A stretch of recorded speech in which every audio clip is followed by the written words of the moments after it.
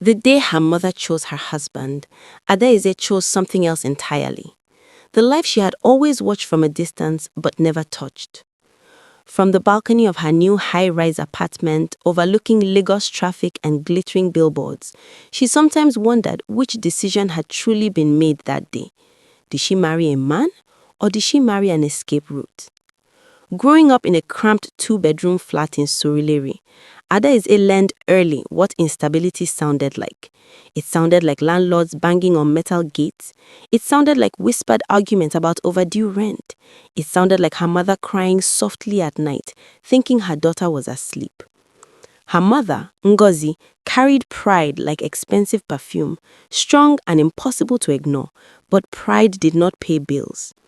Adaeze watched her juggle debts and dignity, and she made a quiet promise to herself. She would never beg for security. So when Kunle entered their lives, calm, tailored, financially established, her mother saw a miracle wrapped in a navy blue suit. He owned properties in Lekki, traveled for business, and spoke with the relaxed confidence of a man who had never had to ask twice.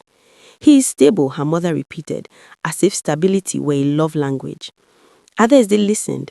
Stability. The word felt heavy, but it also felt safe. The wedding was elegant, curated for social media and society pages. Crystal lights shimmered above carefully arranged guests. Influencers posted clips calling them perfect. Her makeup was flawless. Her smile was measured. When she said, "I do," she felt neither fear nor excitement, just a calm calculation. She wasn't marrying for butterflies. She was marrying for insulation.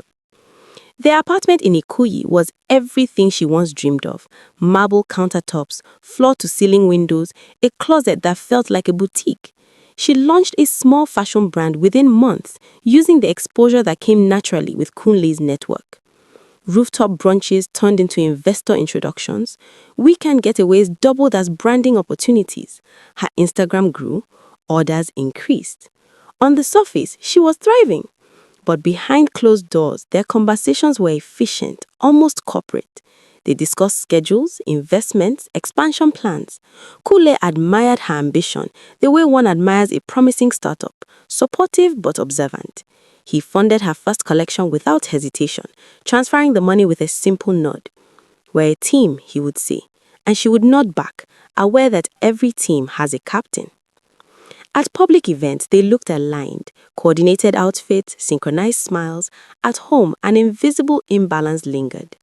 Whenever she stayed out late for meetings, his questions were gentle but edged with ownership. Whenever she celebrated growth, he reminded her, subtly, who made the beginning possible. Their apartment was luxurious, yet sometimes she felt like a well-dressed guest in her own life. One night, lying awake as city lights flickered against the ceiling, a realization unsettled her. Lifestyle without voice is expensive. She had escaped financial insecurity, but had she entered another form of dependence? Was she building a future or decorating someone else's empire? That thought changed her strategy. Quietly, she began separating her finances. She sought independent investors, attended meetings alone, negotiated contracts without leaning on Kunle's name. The process was slower, humbling even. Some doors closed when they realized she was not presenting her husband's capital, but others opened, doors that respected her vision, not her marriage. The night her first independent profit alert buzzed on her phone, she stared at the numbers in disbelief. It wasn't just money, it was proof. Proof that she could create value beyond the comfort she married into. She didn't tell Kunle immediately. She wanted to feel the satisfaction without sharing it, to confirm that it belonged to her. The confrontation arrived unexpectedly. Kunle mentioned purchasing another property and casually stated that it would, of course, be registered under his name. Something in her shifted. Always under his name. Always under his control. He noticed her pause and asked quietly, "Do you trust me?" The question lingered between them. Trust. She realized she did trust him, but she no longer trusted the structure of their marriage. "I trust you," she replied carefully, "but I also need to trust myself." She placed her financial reports on the table. Independent profits, signed contracts, investor commitments. Kole's expression moved from confusion to surprise, maybe even to wounded pride. "Why didn't you tell me?" he asked. "Because I needed something that was mine," she said. "Not hidden, not borrowed, not sponsored, mine." For the first time since their wedding, the room felt honest. Not romantic, not hostile, just real. They weren't negotiating an investment. They were confronting the invisible contract beneath their marriage, the unspoken agreement that provision equals authority, that comfort equals compliance. Kule listened, truly listened, as she explained how subtle reminders of his financial role made her feel managed rather than partnered. He admitted that providing had always been his definition of love. Control was never his intention, but intention does not erase impact.